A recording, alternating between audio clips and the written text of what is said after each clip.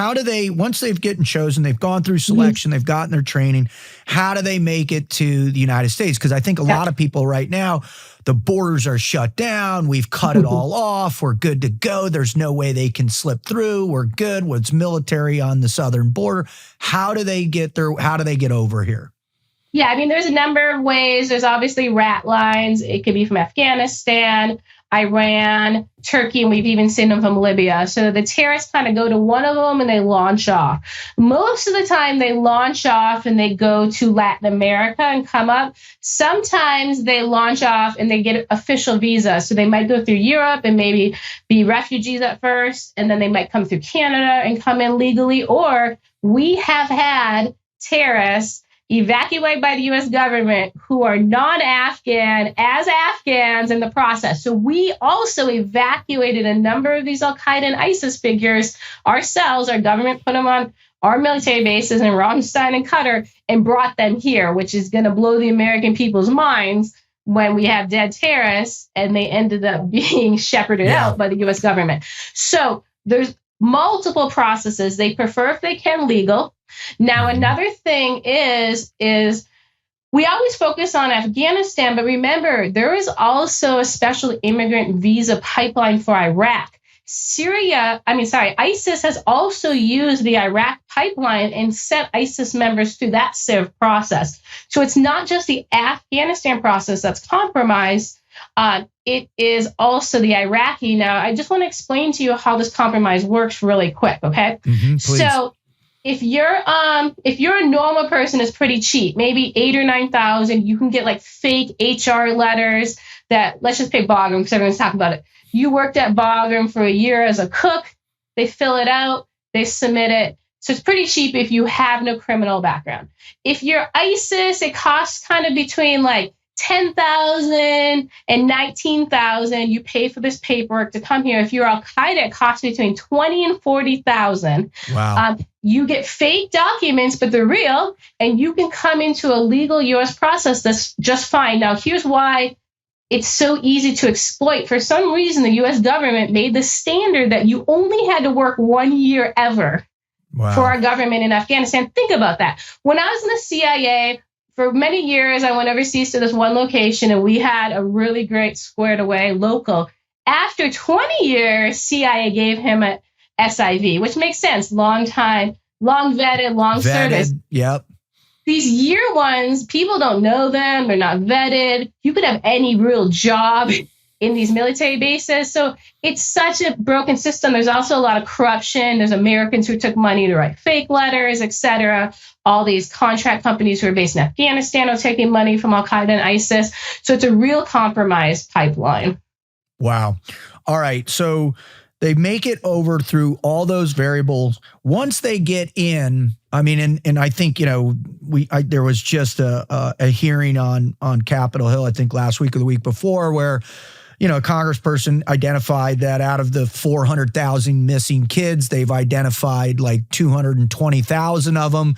And 40,000+ of those have been trafficked, have been sold into sex slavery and all this. And, but that's after the fact, taking it, trying to track it down. What is the process? They get here, and then where are they released? Where do they go? How do they begin to integrate or assimilate into, that covert action? Yeah, so at least what we've seen from the few cell members, so we found about 15 terrorists so far in the United States. So I'm basing on a small population, but they all are involved in the upcoming plot, okay? So they haven't done an action yet. Now, what we've learned from them is most of them did come illegally the last few years. So they come in and then they go to a certain point, right? Certain cities have kind of like a welcome point is the best way to put it. And they go there and they already have a job lined up. They already kind of joined their cell, and they have the community involved around them as part of their terrorist cell. So they don't come here as a one-off and have to make it work. It's all set and ready for them. Now, when they come here, they have lots of times a regular cover job, but a lot of people call them sleepers, thinking, oh, they're just waiting until the date of the attack. But no, they all have something they're supposed to do. Some, like, their job is really to make IEDs. Like, this guy just makes pipe bombs. This guy just makes sticky bombs. This guy just makes suicide vests. And that's their job for months and months and months. There's chemicals. Unfortunately, there's a chemical piece of this. Your job is in the chemical lab. There's surveillance, counter surveillance, a lot of intelligence collection.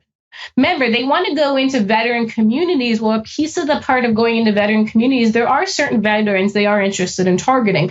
So as you can imagine, they need to get their pattern of life, those type of things. So there is a lot of work going on by sleeper cells, and some of them have been in country 2 years doing these processes. And so people need to understand they're well employed, they're active. Now, another piece that's really fascinating is some of them have a job to where they have to build the cell within the United States. So they have to bring in more cell members recruited on U.S. soil, which is very, very fascinating. But also, those should be easier to find because they're actually making outreach, they're recruiting people, etc. So just to let you know, the sleepers are very, very active.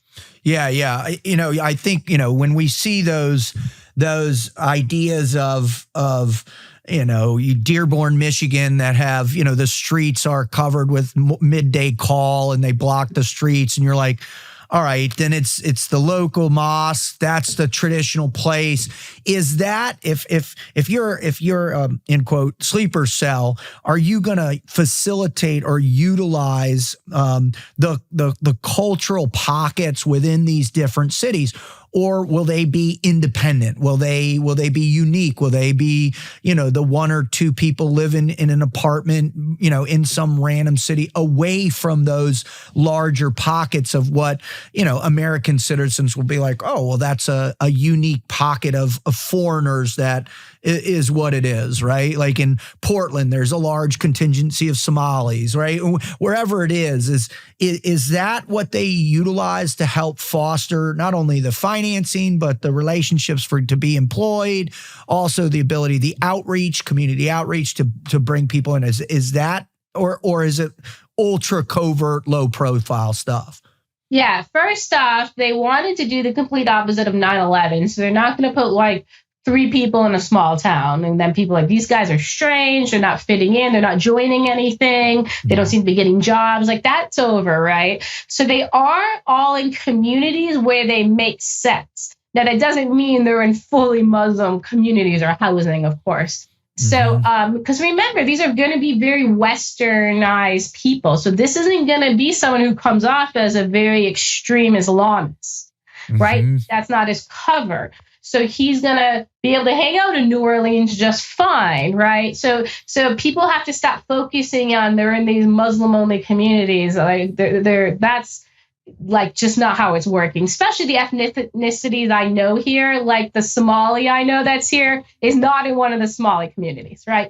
So, just from the backgrounds. And again, it's not like different terrorist groups are going certain ways. They really are intermixed. And what I feel a lot of location is based on is the skill set of what they're in charge of doing or what piece of the plot is theirs. So if they're going to be the VBID guy, they got to go into the part of the country where they're going to make the VBIDs, obviously. If you're the suicide bomber, let's say you're the suicide bomber in aviation, where you're going to go near where the first hub airport is, right, for your operation. So it's based more on the operational strategy. And then you're in a community, of course, though, where you blend in and make sense. Now, there are little tells that have always been there. So one thing Al-Qaeda always does is they're still strict. So if you have, let's say it's a safe house, it's just going to be an apartment, and there's rules involved in the safe house. One is women never come to the safe house, right? So you got these young, good-looking, educated guys. A few of them always go to this building and never bring a woman, never bring a child. It's kind of a tell. I don't know if you read ever the Manchester Manual. No. Oh, I don't know if it's like 15 or 20 years ago. It got pulled out of an op in Britain. You can get a really good copy of it online because it was used in a court case. But there's a piece in there that actually walks through what they look for when they get a safe house, but it's really just an apartment. And it's Right. actually really interesting and fascinating. And I think people should read it because they still look for like their safe houses the same way. And there are some unique features, like especially 2 doors, like which, a lot of apartments have 1 door. So there's also weird things like you can't overlook courtyards or pools. They don't want you to see women and all these type of things. So there's all these interesting things. They have also multiple documents, right? Multiple identities. So I do think people should look at that because you can learn a lot from it.